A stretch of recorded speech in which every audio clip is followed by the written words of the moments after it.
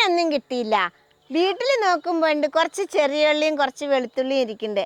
അത് വെച്ച് നമുക്ക് നല്ല അടിപൊളി കറി ഉണ്ടാക്കി കാണിച്ചു തരാം. അതിന് വേണ്ടി ഞാനിവിടെ ഒരു 10-25 ചെറിയ ഉള്ളി തോല് കളഞ്ഞതും അതേപോലെ തന്നെ ഒരു 10-25 വെളുത്തുള്ളി തോല് കളഞ്ഞതും മീഡിയം സൈസിൽ 2 തക്കാളിയും അരിഞ്ഞു വെച്ചിട്ടുണ്ട്. ഈ കറി സിമ്പിളായിട്ട് ഉണ്ടാക്കാൻ പറ്റും.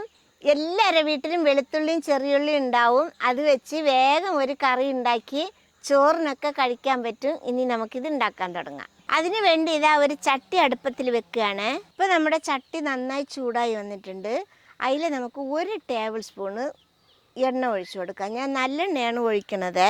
അപ്പം നമ്മുടെ എണ്ണ ചൂടായിട്ടുണ്ട്. ഇനി ഇതിലേക്ക് 1 ടീസ്പൂണ് ചെറിയ ജീരകം ഇട്ട് കൊടുക്കുക. അതിൻ്റെ കൂടെ തന്നെ 1 ടീസ്പൂണ് കുരുമുളക്. ഇനി ഇതിനൊന്ന് നമുക്ക് വറുത്തെടുക്കാം.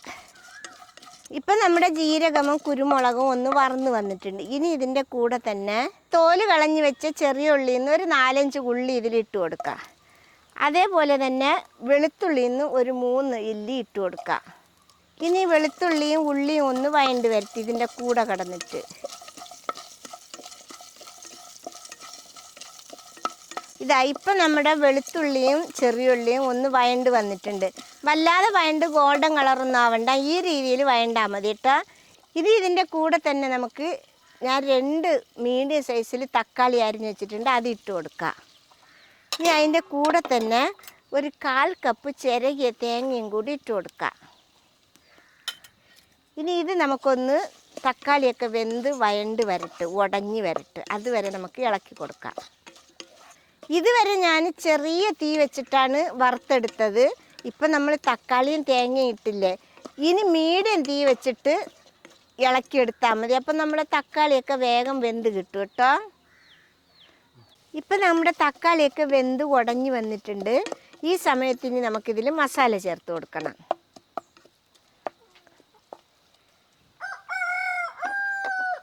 ഒരു 1/4 ടീസ്പൂൺ മഞ്ഞൾപ്പൊടി ഇട്ട് കൊടുക്കാം. ഇനി നമുക്കിതിൻ്റെ കൂടെ തന്നെ 3 ടീസ്പൂൺ മല്ലിപ്പൊടിയും കൂടി ഇട്ട് കൊടുക്കാം. ഇനി നമുക്ക് 1.5 ടീസ്പൂൺ മുളക് പൊടി ഇട്ട് കൊടുക്കാം. ഇനി നമുക്കിതിൻ്റെ കൂടെ തന്നെ 1/4 ടീസ്പൂൺ കായത്തിൻ്റെ പൊടിയും കൂടി ഇട്ട് കൊടുക്കാം.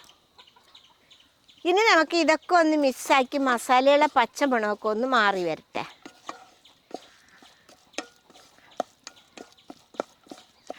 ഇപ്പം നമ്മുടെ മസാല റെഡി ആയിട്ടുണ്ട്.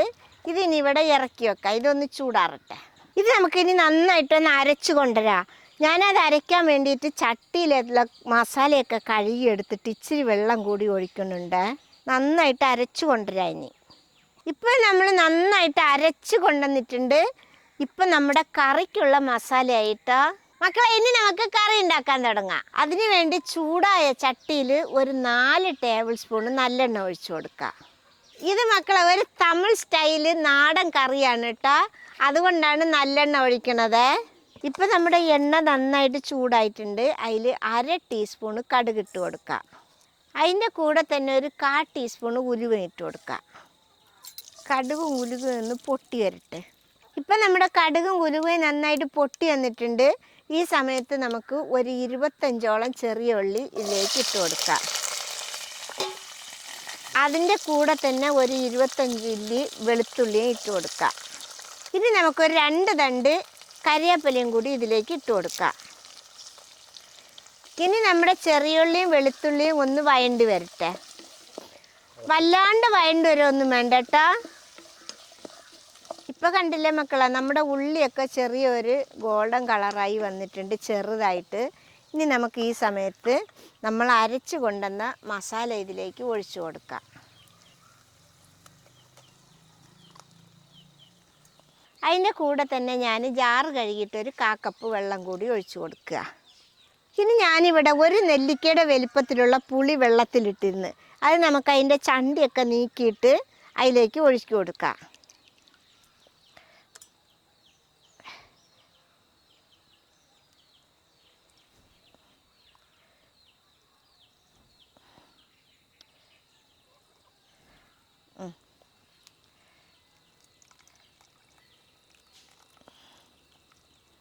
ഇനി നമുക്ക് നന്നായിട്ടൊന്ന് ഇളക്കി കൊടുക്കാം.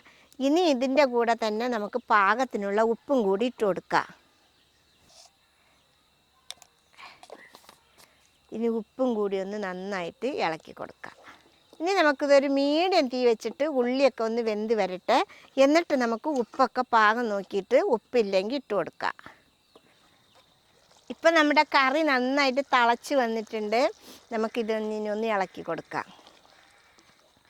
ഇനി ഇത് നമുക്ക് മൂടി വെച്ചിട്ട് ഇത് ഒന്നുകൂടി വറ്റി കുറുകി അതിൻ്റെ എണ്ണയൊക്കെ ഒന്ന് മേലെ തെളിഞ്ഞ് വരട്ടെ. അതുവരെ നമുക്ക് മീഡിയം തീയിൽ കത്തിച്ചു കൊടുക്കാം. ഇത് കണ്ടില്ലേ മക്കളെ, നമ്മുടെ കറിയായി.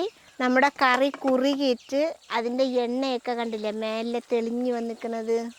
ഇനി നമുക്കൊന്ന് ഇളക്കി കൊടുക്കാം.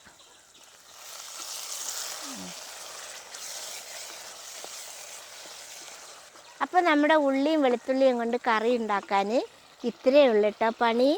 നല്ല തമിഴൻ സ്റ്റൈലിൽ നാടൻ ഉള്ളിക്കറിയാണ് ഇത് കേട്ടോ. ഇനി നമുക്കിത് ഇറക്കി വെക്കാം. അപ്പോൾ ഇത് കണ്ടില്ലേ മക്കളെ, നമ്മുടെ ഉള്ളിക്കറി ഉണ്ടാക്കാൻ ഇത്രയേ ഉള്ളൂ പണി. അപ്പോൾ ഇതിൻ്റെ കൂടെ ഒരു പപ്പടമോ ഒരു ഇച്ചിരി ഉപ്പേരി ഉണ്ടെങ്കിൽ നല്ല അടിപൊളിയായിട്ട് വയറ് നിറച്ച് ചോറ് കഴിക്കാൻ പറ്റും. ഇത് എല്ലാവരും ഉണ്ടാക്കണം കേട്ടോ ഒരു പ്രാവശ്യമെങ്കിലും. അപ്പം നമ്മുടെ ഉള്ളിയും വെളുത്തുള്ളിയും വെച്ചുണ്ടാക്കുന്ന സിമ്പിളായിട്ടുള്ള കറിയാണിത്. അപ്പം എല്ലാവരും ഒരു പ്രാവശ്യമെങ്കിലും ഉണ്ടാക്കി നോക്കണം.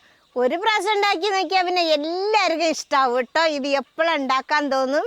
അപ്പോൾ ഇഷ്ടപ്പെട്ടാൽ സബ്സ്ക്രൈബ് ചെയ്യുക, ലൈക്ക് ചെയ്യുക, കമൻറ്റ് ചെയ്യുക, ഷെയർ ചെയ്യുക. മക്കളെ ഫോളോ ചെയ്യാനും കൂടി മറക്കരുതേ.